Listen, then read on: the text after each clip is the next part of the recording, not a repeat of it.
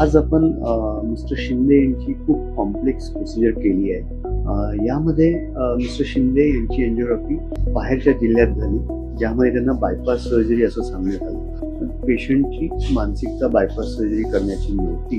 त्यांना एलईडी आणि डायगोनलमध्ये बायफर्केशनमध्ये ब्लॉक होता आणि RCA राईट करोनरी आर्टरीमध्ये लॉंग सेगमेंट डिफ्यूज डिसीज होता. तुम्हाला दाखवतो मी कसा आजार होता.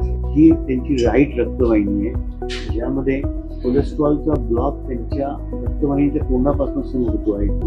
ते संपूर्ण डिसीज्ड आहे आणि ह्या ठिकाणी खालच्या बाजूला क्रिटिकल बंद आहे. या बाजूला ॲब्सोल्युटली 99% असं ब्लॉक.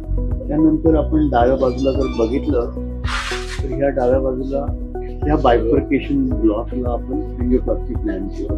तर यामध्ये आयव्हसचा फार मोठा रोल होता. ह्या आयव्हसमध्ये जर आपण पाहिलं की पोस्ट एंजिओप्लास्टी दाखवतोय आपल्याला, यामध्ये आपण रक्तवाहिनीची सोनोग्राफी करतोय आणि यामध्ये आपण जर बघाल या ठिकाणी आता आपल्याला हा स्टेंट दिसायला लागला आहे आणि रक्तवाहिनी किती छान ओपन झाली हे कळत आहे. तर ही ॲडव्हान्स ट्रीटमेंट आहे, ज्यामध्ये आपण एंजिओप्लास्टी नंतर स्टेंट रक्तवाहिनीत कसा ओपन झाला आहे आणि त्याचं लॉंगिव्हिटी कसं राहणार. आणि कोलेस्ट्रॉलचे ब्लॉक बऱ्याचदा कॅल्शियम घेऊन येतात आणि कॅल्शियम जिथं असेल त्या ठिकाणी स्टेंट व्यवस्थित ओपन होत नाही. तर यासाठी आयव्हसचा फार मोठा रोल आहे. आपण ह्या केसमध्ये बघूया आयव्हस करताना काय केलं.